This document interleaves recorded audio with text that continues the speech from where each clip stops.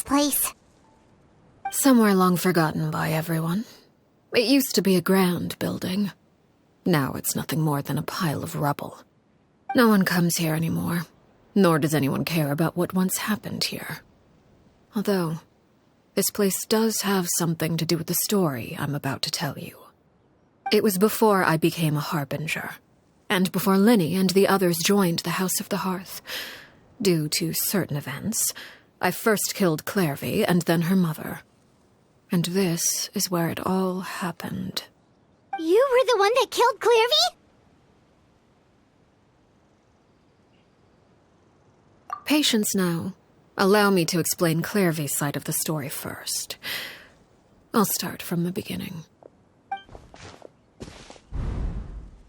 Clairvy was 6 years old when she was brought by her mother, Crucibina, to live in the House of the Hearth. From the outside, it seemed like a fairy tale. A thriving family made up of kind adults and friendly children. Crucibina was the knave at that time, and the House of the Hearth was under her control. She was Clairvy's mother by blood, but she was also the mother to all the children in the house. Clairvy was happy here, for a time. But she quickly realized that being part of this family wasn't a fairy tale at all. It was a kind of purgatory. Purgatory? Exactly. The House of the Hearth takes in war orphans from all over Teyvat. But as for how to raise them, that depends entirely on the person in charge. Crucibina came up with a novel idea.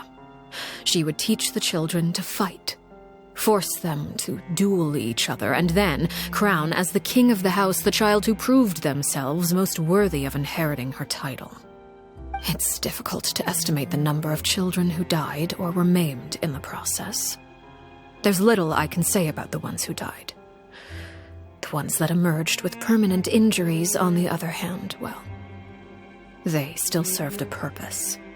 They would be handed over to the doctor to be experimented on, or sent away on dangerous missions.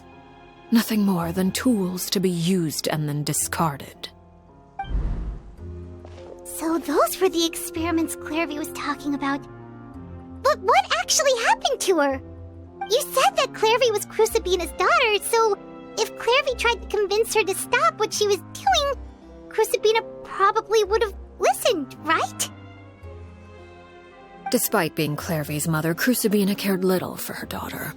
She forced Clairvy to join the House of the Hearth only as a means to demonstrate her own impartiality as a mother, to prove that she treated all her children equally. Clairvy did try to convince her mother to change her ways, but it was to no avail. After her efforts failed, the only other option was to rise up and try to fight back.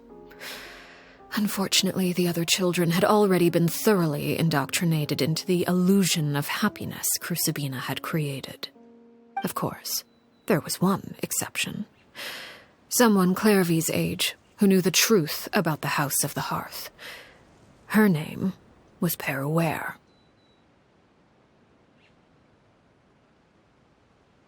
Wait, the friend that Clairvy mentioned? Friend, huh? I suppose we can call her that for now. Clairvy was a cheerful and passionate person with a tenacious spirit. Peruere, on the other hand, was rather cold-blooded.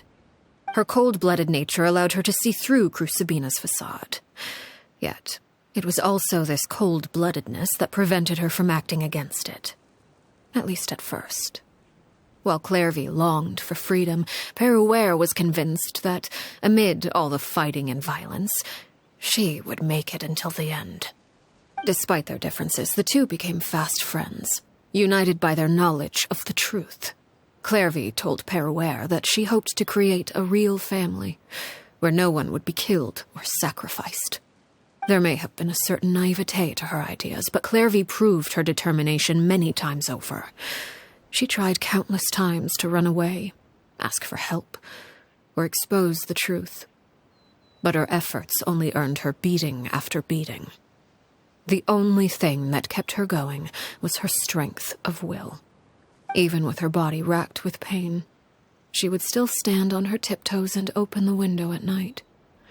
She and Perouer would look out at the moon together, a fierce longing for freedom shining in her eyes. But one day that light simply vanished. Oh no. What happened? Her hopelessness resulted from a culmination of things. 10 years had passed. 10 years worth of failure after failure. She and Perouer weren't children anymore, but finding any chance to escape still seemed as hopeless as ever. It was during this time that Perouer suggested a new plan. If escaping was out of the question, why not take down the very person sitting on top of this throne of lies? Mother herself. Clairvy rejected that proposal. She claimed that, as a famous harbinger, Crucibina possessed an unimaginable amount of power. Trying to kill her would have an incredibly low chance of success. Clairvy never gave another reason, but Perouer could see it written all over her face. Clairvy still thought of Crucibina as her mother. Killing her own flesh and blood was a line she couldn't bring herself to cross. If she couldn't escape and fight back, then only one option remained. Precisely. Death was the only way that she felt she could be free. It happened during a duel. When she arrived at the dueling ring that day, her partner turned out to be none other than Perouer, the very person that had stood by her side all those years. It was a fierce battle. But ultimately, Clairvy decided to let Perouer end her life. From that moment on, Perouer's journey was one written in flames. When the rain finally came and washed it all away, there she stood, the sole victor in Mother's endless game of slaughter, a trail of corpses strewn across her path to success. It was the very result she had predicted 10 years prior. Even then, she believed she would make it until the end. She wasn't surprised by the fact that she emerged as Mother's undisputed heir. Rather, her success left her with an inexplicable sense of restlessness. She was unsettled, and there was only one thing that could quell that sensation. Perhaps you two would like to take a guess as to what it was? Crucibina, you mean? But... Correct. This is the place where Perouer killed her best friend. A mere year later, this is also the place where she fought tooth and nail to kill the mother they shared. The moment she acted, any conception of what was right or wrong ceased to matter. It's one of the principles of the house. Only those who survive get to write the rules. Perouer won the battle, and became a harbinger herself, after which Her Majesty, the Tsaritsa, bestowed upon her a new name. Arlecchino. So the Perry Clairvy was talking about, it was you all along. You're Perouer. Arlecchino is just a name you got later. I left that name behind long ago. I must say, hearing it now does bring back memories. After I defeated Crucibina, the moniker of Mother died with her. I chose to forego the title she called herself, and even chose to give up my own name. I rebuilt the House of the Hearth under a new identity, not only as Arlecchino, but as father. And that is where the story ends. Any more questions? Yeah. Based on what you just told us, Clairvy wasn't a little kid when she was killed. So the Clairvy we met, was she really a spirit at all? I suppose you could call her an illusion born of flame. Her existence is like ashes to a fire, something left over in the wake of blaze and ruin. You see, A certain power runs through my veins. It's not unlike a curse. My flames leave behind shadows of anything they consume. Of course, the chances of those shadows morphing into a sentient entity are exceedingly slim. Clairvy is a very special case.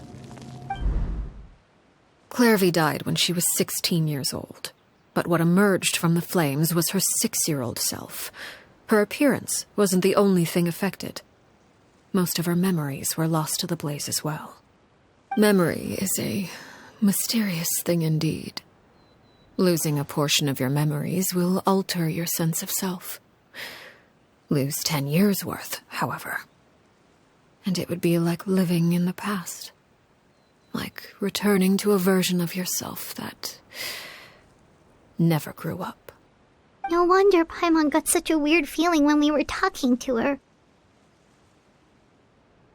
Perhaps I should put it this way. Clairvy is someone trapped in time. It may seem like she exists with us in the present, but she truly lives in the confines of her own past. So if all of that is true, then you must have known about Clairvy for a long time. Indeed. She's a rather volatile and unstable entity. Sometimes she would look after the children. She's even saved some of their lives. But other times, she would hide from me and become obsessed with revealing the truth about the house to anyone who will listen. Shadows don't have the capacity to learn or grow. Any new information they encounter is quickly forgotten over time. Your attempts to expose Clairvy to sunlight. They failed, yes. The reason is actually quite simple. In Clairvy's mind, the house is impossible to escape, and it is this very perception that traps her there. But no matter. All I have to do is kill her again, and all will be resolved. I don't anticipate so much as a single speck of ash will be left behind this time. Wait! Paimon can understand why you might want her gone, but isn't there another way? So what if she's trapped in her 6-year-old self? She's still your friend! At least talk to her first! It's too late for that. She broke the rules, and now she must be punished. That goes for Filial and Nantoy as well. She's had quite the effect on them. I hope you understand the difference between Crucibina and myself lies in our formulation of the rules, not our policy for enforcing them. Upholding the rules without question is a trait we both share, because that is how a household should be run. Is this really what you want to do? Whatever could you mean? Don't you want to say a proper goodbye at least? Whether as a killer or as a father, there are two things that must be avoided at all costs: anger and sorrow. Anger makes you impulsive. Sorrow causes you to waver. Well, it appears it's about time to proceed. Before we arrived, I told some of my well-behaved children to bring our troublemakers here by nightfall. I do believe I've kept my end of the deal. I gave your friends quite a bit more time. As for what happens now, we'll just have to wait and see.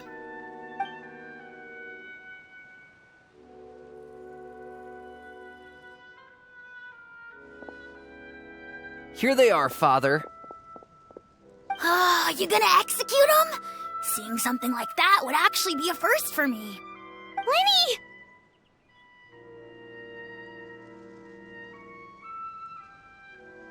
I'm sorry. I heard about how you helped buy us more time. But I still failed. I couldn't find a way to fulfill her wish. Huh? Are you... Perry? Indeed, it's been a while, Clairvy. Perry! Shh, stay right there. I'm sorry to postpone our reunion, but first I believe certain scores need settling.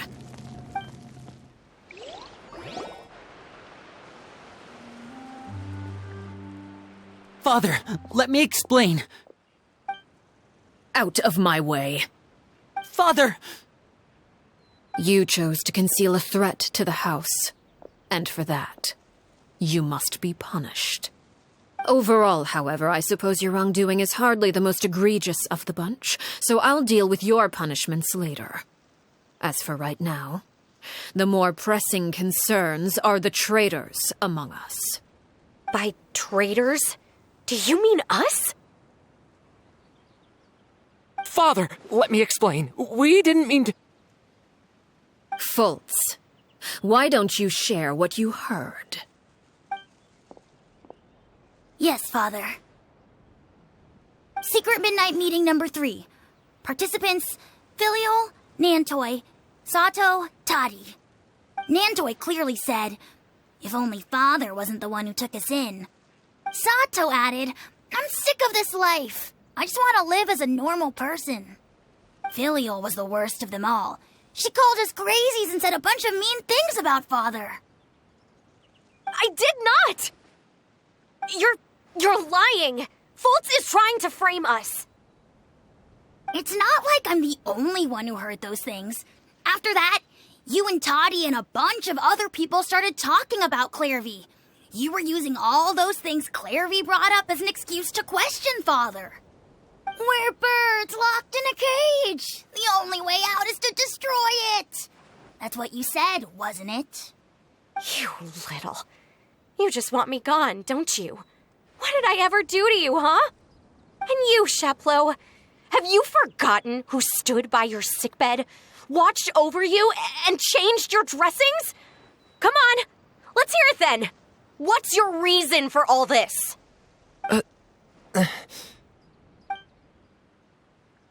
You're wrong, Filial.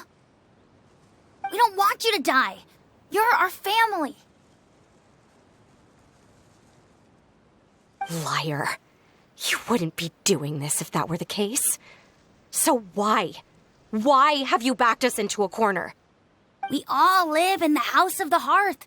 You know the type of work we do, Filial. A single betrayal can cost dozens of us our lives. It's not like it's never happened before. That kind of thing is hard to forget.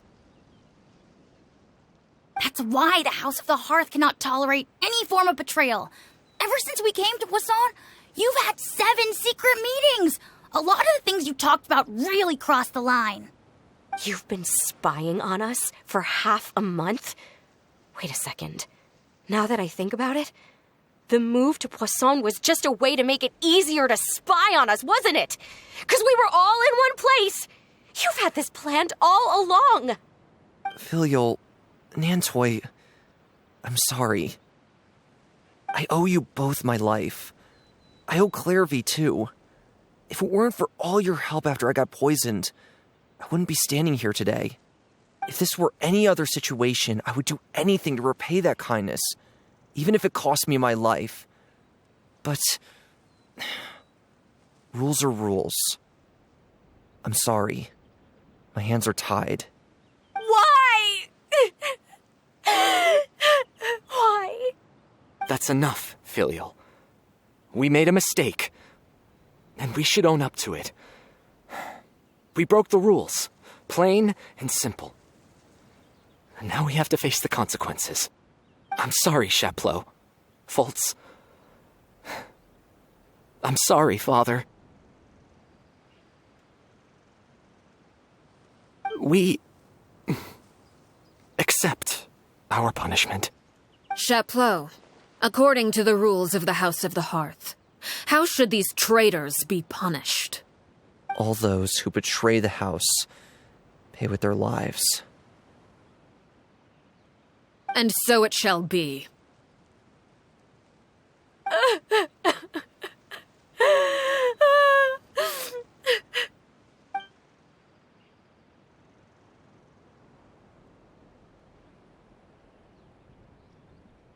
Father, please wait! Something you want to say, Linny? Please reconsider, Father. What Filial and the others did, does it really count as betrayal? We all come from broken families. From the very first day we joined the House of the Hearth, we wanted nothing more than to make it a real home. But the truth is, none of us know what a real home should look like. I'm not saying I have all the answers. All I know is this. Killing Filial and the others may uphold the rules, but doing so will only bring us further away from being a real family than we've ever been.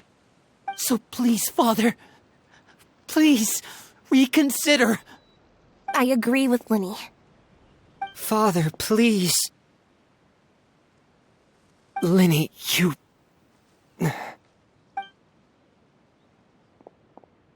I also agree with Linny.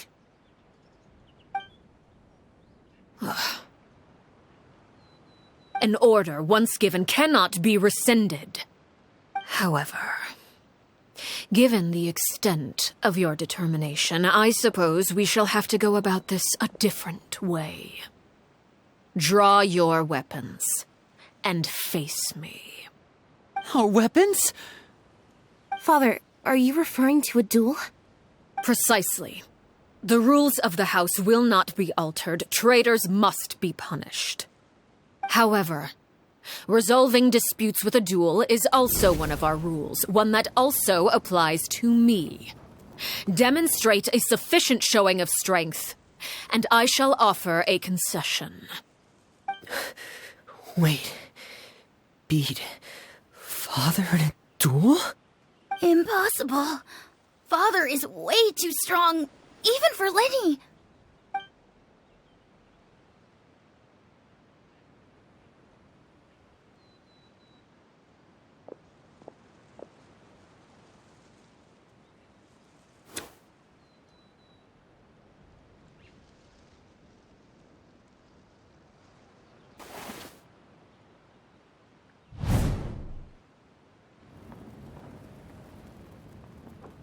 Did you hear that, Traveler? Linny and the others have to duel the knave. What should we do? Can they really win something like that? If they lose, those people from the house are really going to be executed. Hey, are you listening?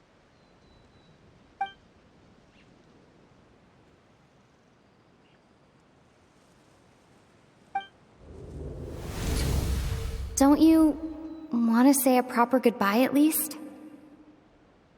Anger makes you impulsive. Sorrow causes you to waver.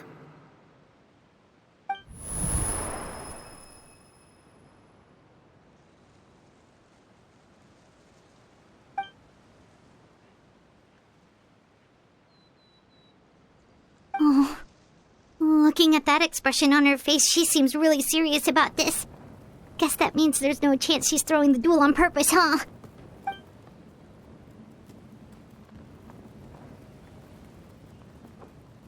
When guests are around, families are often on their best behavior. And any disputes are less likely to escalate. When the time comes, make the choice that you deem most appropriate in the situation, and lend your help to the House of the Hearth. What's wrong, Traveler? Hey, where are you going? Traveler?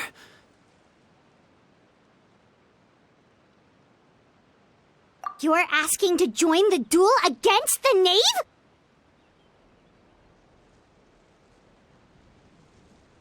I'll allow it. We do have a ready-made dueling ring at our disposal, after all. All I would advise is this. Keep a firm grasp on your weapon, and give it your all. Any less, and you may just lose your life.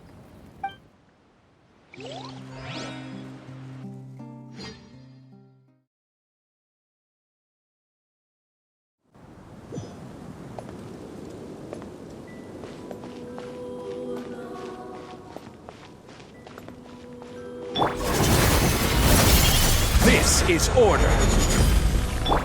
Scraps of color. Scatter! Next cover! Skyward!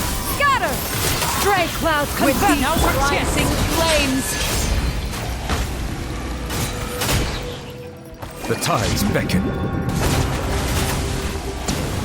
Now that's more like it.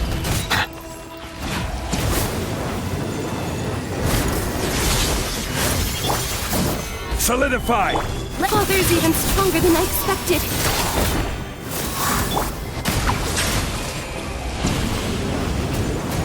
With the fall of darkness, destruction shall rise. Have a taste of purgatory. Stabilize. I will have order.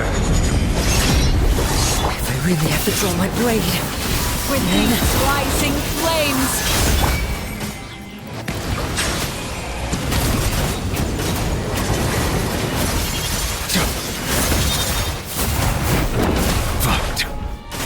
Is it delicate as silk? And voila!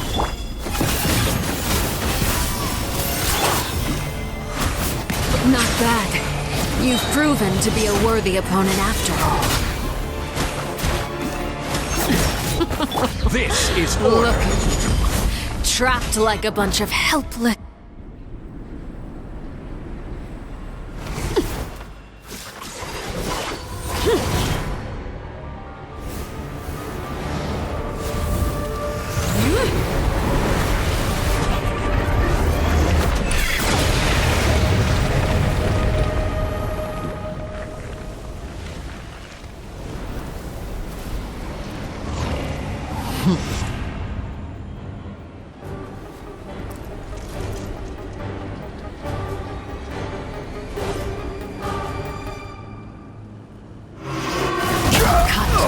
Seared away. Stabilize. My blade is all that Watch out remains. for Father's movements! Look out!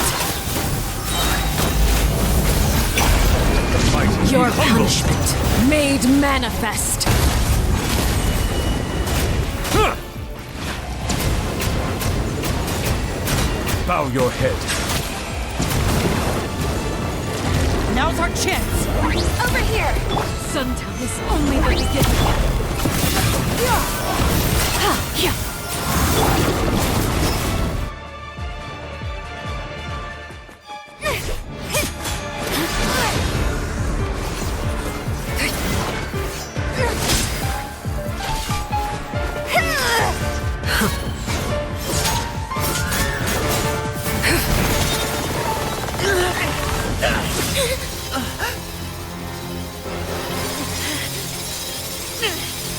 You should know better than to crowd in one place.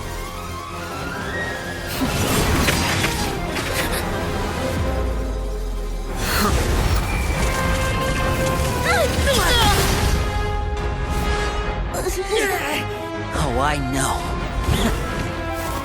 No! I'm sorry, Father!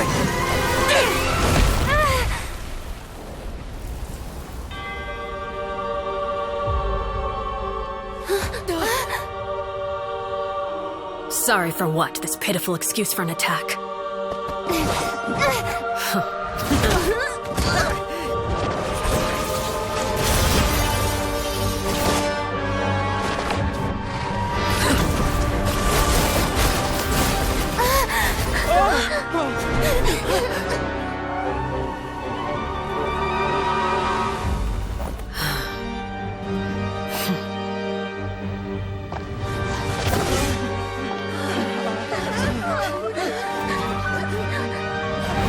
Father, no!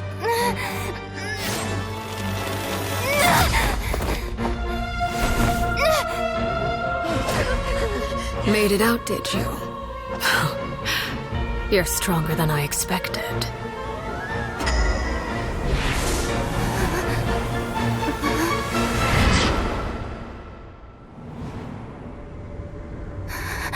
A crimson moon. I can't move.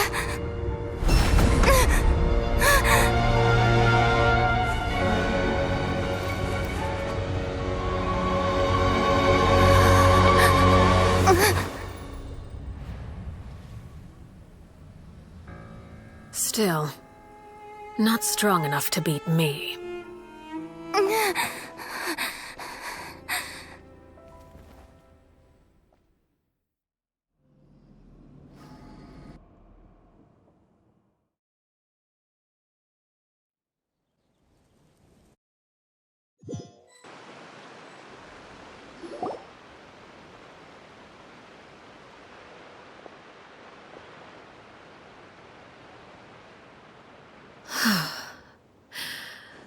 I believe we can end things here.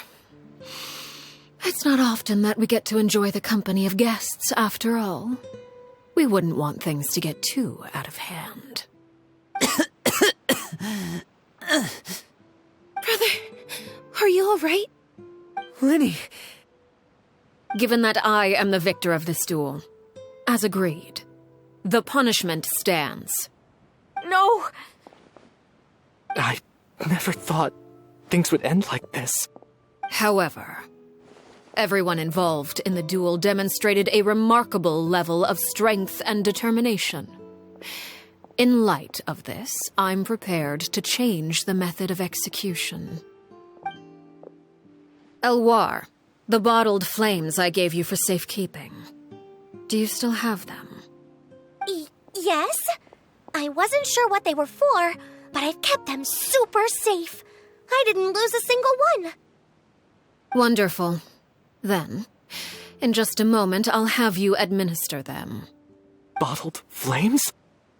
Indeed. They're the product of a secret experiment. Under certain special circumstances, flames can be extracted from my person and preserved. Once ingested, searing pain will spread across every inch of your body. No harm will come to you physically, but your memories will be burned away. If you can withstand the pain, when you awake, you'll have forgotten everything you know about the House of the Hearth, and will be expelled from the organization. In other words, administering this concoction will kill the version of you that grew up in the house, and give you a new identity.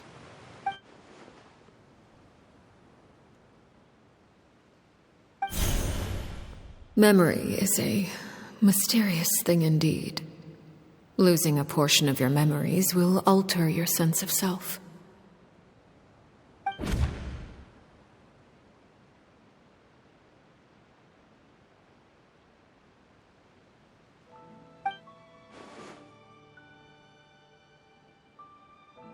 So, you're just letting us go, Father? You misunderstand. Memories are extremely important. Once consumed by flame, the version of you standing before me will die, and our secrets will die with you. So no, I don't intend to just let you go, because the person who survives will be nothing but a stranger. Even so, I won't have to live in fear anymore. I'm sorry, Father. I'm sorry I let you down. But I really...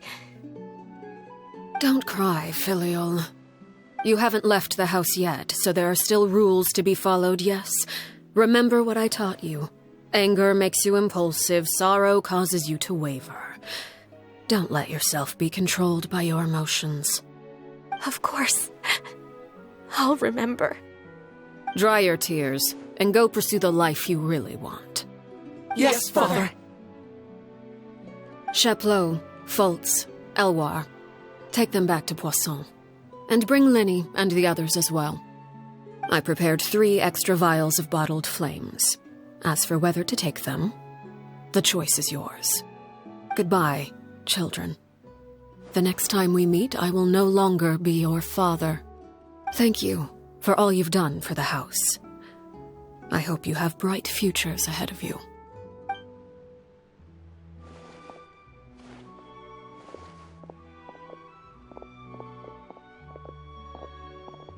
Father.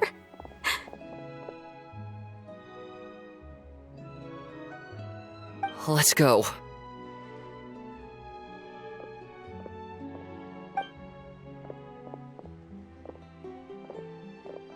Here, grab my arm, Linny. I'll help you walk back. Thank you.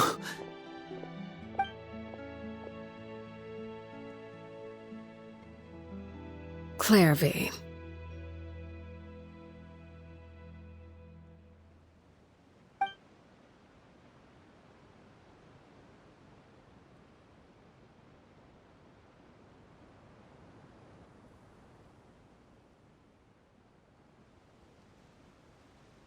Can we talk now? I've been waiting for a super long time. You really are Perry, aren't you? I haven't seen you in so long. How come you're all grown up? Wait, did I somehow travel to the future on accident? Or am I dreaming? What a long dream. Neither. You died, Clairvy. That's what happened. You could have at least sugarcoated it a little. Look, she's so speechless.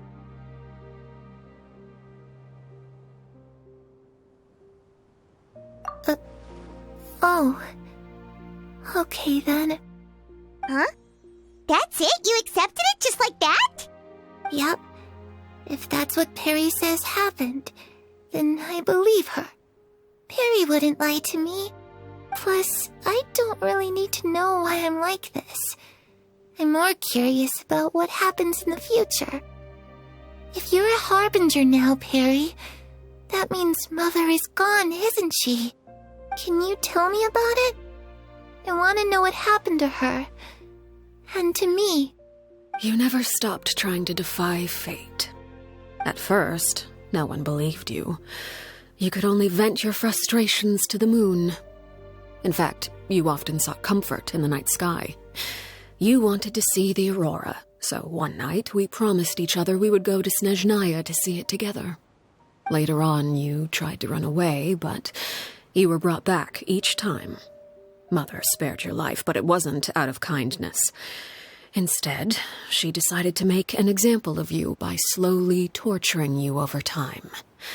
That way, the other children would know what happens to traitors. Still, you never gave up. Mother hoped that through ruthless duel after ruthless duel, she would be able to crown an ultimate victor among the children she raised. But you called on everyone to unite, to fight to a draw in order to reduce casualties. Your efforts may have only delayed the inevitable, but still. You gave them hope. You tried everything you could think of, but every attempt ended in failure. Still, you never turned your sword on Crucibina, and you never turned it on me. On that gloomy day, you told me, "For the last 16 years of my life, I've done everything I can to fight for freedom. But now, I realize that the only freedom I truly possess is the freedom to choose to die." I never imagined I would say something like that. I must have been feeling really worn down. But somehow, I still think I understand. According to Mother's plan, only one of us was going to make it until the end. And I always hoped that person would be you. If I could do it all over again, I still don't think I would make a different choice. Even when I first met you, I knew you'd be able to do what I couldn't. Is that so? Even now, I'm not sure I truly understand what kind of freedom you were trying to pursue. But as the head of the House of the Hearth and as the children's father, I've tried to give them the most basic of freedoms. The freedom to choose their own fate. It's something I discussed with the Eudex of Fontaine. The children who want to leave the house will have their memories wiped clean of all secrets pertaining to the organization. In return, they will be allowed to live a normal life in Fontaine without being prosecuted for their past. Of course, I won't simply hand freedom to them on a silver platter. They have to fight for it and prove themselves worthy of it. Only freedom that is earned has true value. That's more than enough. That's exactly the kind of life I was fighting for. You know, Perry, I think you're a pretty amazing king, and a really great father, too. I'm really happy that you're the one who took over the house. I guess I do have one regret, though. I still haven't seen the outside world. Well, it just so happens that our dear guests over here have been to many nations and traveled to countless places. Perhaps they would be willing to tell you what the outside world is like. Really? Of course! We've traveled all over the place. We've got so many stories, we could probably talk your ears off for 3 days straight.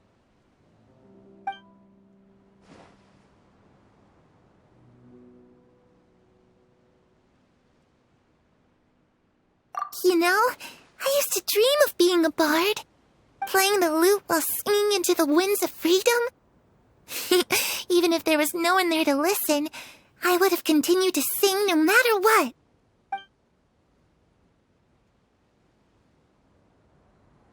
Ah, that's where Mora comes from.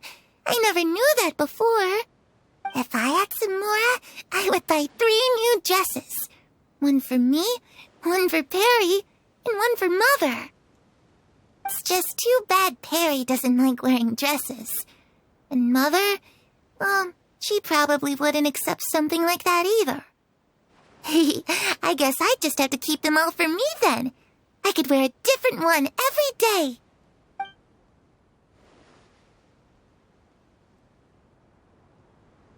Those yokai you mentioned, what do they look like?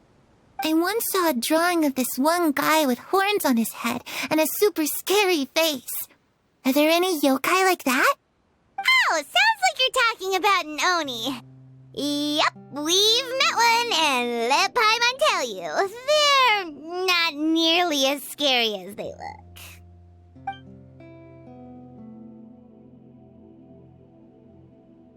I was always too afraid to skip Mother's fighting lessons.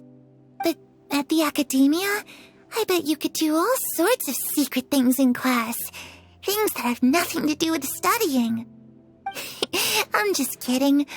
Being able to study whatever you want without having to fear for your life actually sounds pretty great.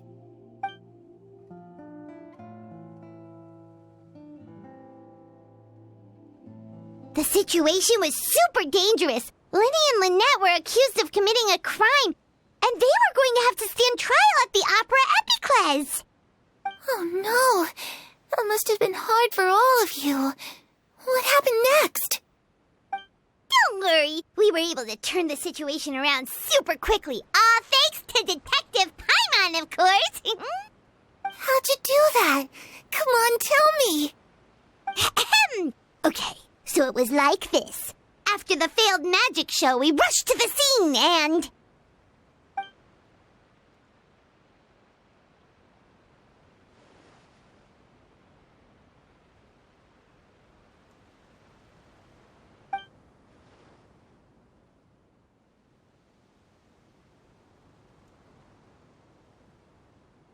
Shadows don't have the capacity to learn or grow. Any new information they encounter is quickly forgotten over time.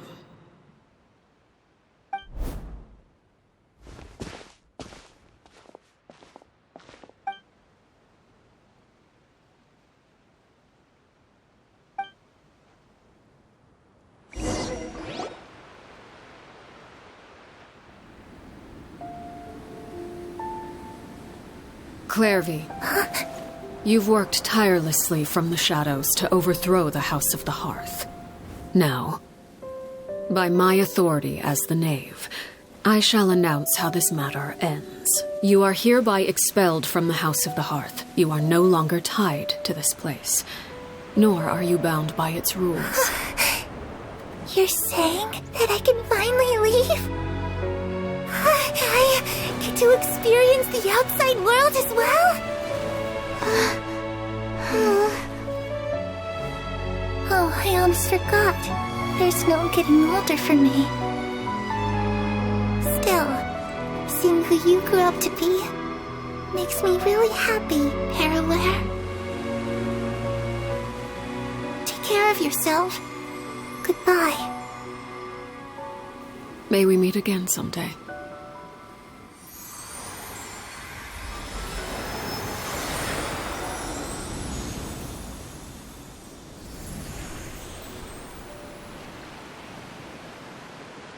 Clairvy. She left so soon. Paimon didn't even get to finish her story. I also have certain sentiments left unsaid. I wanted to tell her that the aurora I saw in Snezhnaya was just as beautiful as the ones in the pictures. But a shadow's memories reset at dawn. Had we delayed any longer, we wouldn't have had the time to say goodbye. Whatever regrets may linger, let them be lost to the coming of a new day. Father? It's Linny! Hey, Linny!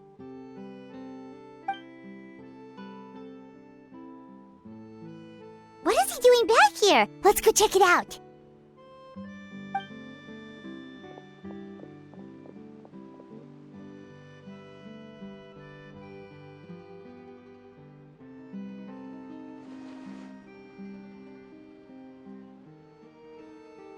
Father, the bottled flames have been administered.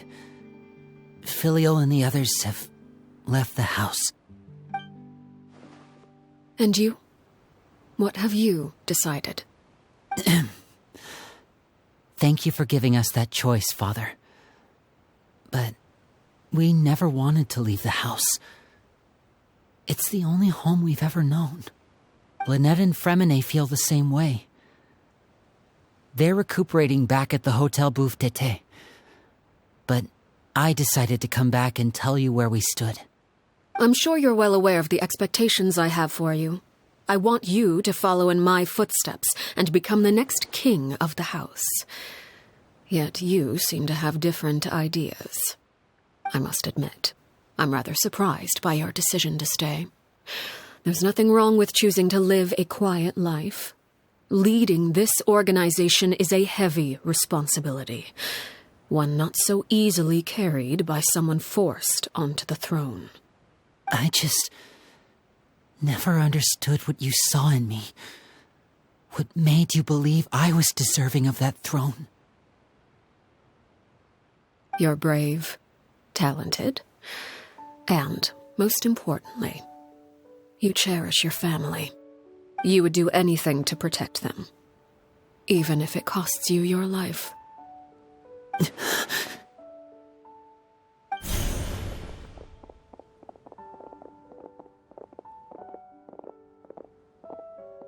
Speaking up back there was so brave of you, Linny. It's all thanks to you that we were able to convince Father to back down. You're a hero, Linny. Hero? Father is the real hero. Had Father gone all out during the duel, there's no way I would have walked away with my life. She must have had it all planned from the beginning, from the very moment she suggested a duel. I'm not deserving of that title. I'm not strong enough or smart enough. You're wrong. In my opinion, all you need to be deserving of the throne is conviction and the necessary strength to act on it. We may have different ideas of what it means to be a family, but you can hardly be said to lack conviction. What you truly lack is strength. For someone of your talent, though, that's something that will come with time. Even without that strength, you still chose to face me in a duel, even though the odds were stacked against you. That capacity to honor your convictions is what I truly see in you. Father. No one knows what the future holds, what tragedy or triumph may be in store. Being at the head of this organization requires the strength of will to face whatever comes. Caution will only hold you back. If reaching a certain standard were required to go after what you want, I would never have succeeded in killing my predecessor. Back then, there was still a considerable gap between our abilities. Strength may decide the ultimate victor, but those who let a lack of strength dictate their decisions or undermine their convictions will never be worthy of the throne. I understand, Father. Thank you. Children must grow up to surpass their parents. Only then can a family continue to flourish. The road ahead is not an easy one, so I'll ask you one last time. Are you certain you want to stay? You've done so much for me, Father, and that kindness must be repaid. Plus, with Project Stuja at hand, there are many dangers ahead, and I, for one, don't intend to back down. Protecting my family at all costs. That's my conviction. Then you're welcome to stay. As for Project Stuja, you need not be too concerned. If those cowardly businessmen and heartless dignitaries try to take us down, I'm prepared to teach them a lesson. Having members who longed for the light was our organization's last weakness. With those members no longer among our ranks, the House of the Hearth is like a spider hiding in the shadows. We need only wait for our prey to come to us. At present, our imperative is to use their plan to our advantage. In doing so, a crimson moon shall rise amid the frigid blizzards of winter. No demonstration of loyalty shall go unrewarded, and no sacrifice shall be in vain. As for the two of you, whether we meet again as friend or foe, I'll remember the camaraderie we shared in this moment. No matter how arduous the journey ahead, I hope we both reach our desired destination.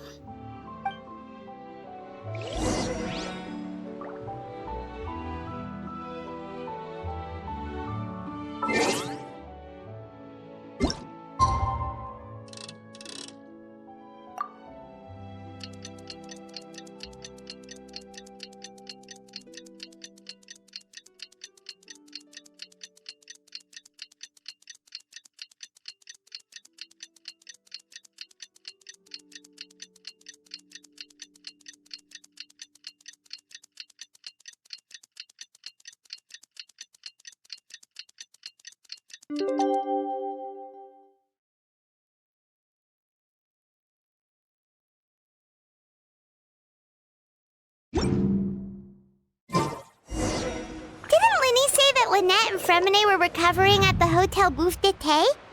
Oh, Paimon wonders how they're doing. Maybe we should go check on them.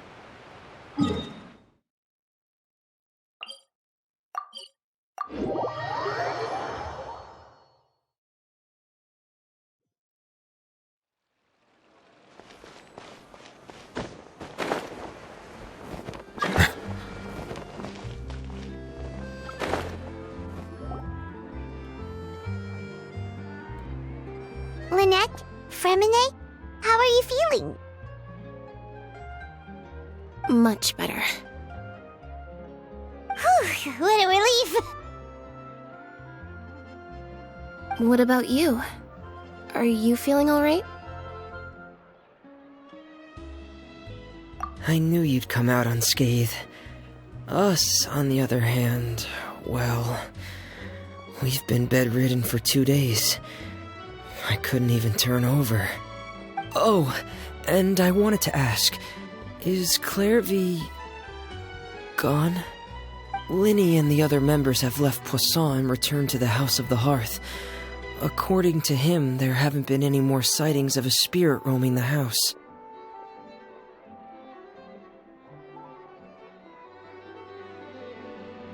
I see. I'm glad. Father came to check up on us 2 days ago and told us about what happened with Crusabina and Clairvy. Actually, I've met Crusabina before.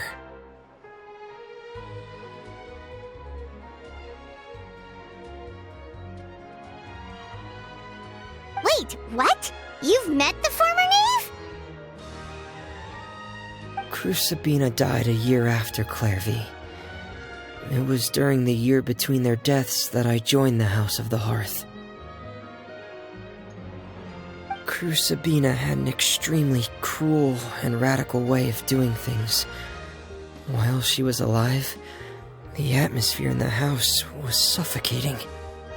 When I joined, though, the experiment she valued so much had already come to an end, and all the people involved, dead and injured alike, were gone. Crusabina never talked about the past with us newcomers. A couple of months after I joined, Father killed Crusabina and burned all her files. With that, The names of all the people subjected to her experiments, Clairvy included, were lost to the flames, along with the painful memories they represented. Father took in Lenny and me a couple months after that, but she never mentioned anything about Crucibina or Clairvy. It really seems like something she was planning to keep to herself. The last time you talked to her, did she mention why she kept it a secret for so long? She said she didn't want us to be affected by the darkness of the past. She was worried we'd develop a false sense of gratitude towards her if we knew about it. The foundation of a family should be free of any corrupting influence. Whatever happened in the past, it has nothing to do with who we are now. And that's what Father told us in the end. But I still thanked her for everything. It was only after hearing about what Crucibina did that I finally realized how insignificant our lives could have been. The members of the house meant nothing to her. To say that she valued them in any way, even just as a tool, would probably be giving her too much credit. If Father hadn't taken over the House of the Hearth, I probably would have already... Father rarely brings up the fact that she saved us. She doesn't believe that being indebted to her should be what ties us together. But even if we didn't owe her anything, we would still choose to stay. Because this is our home. We may have arguments or times when we feel wronged.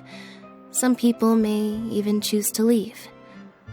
But as long as Father is here, we will always have a home. Whether the path before us is bathed in sunlight or shrouded in shadow, we'll follow Father wherever she chooses to go. So I wanted to say thank you for helping us make it through this crisis. Without your help, we could have lost a lot more along the way. Oh, we didn't do anything, really.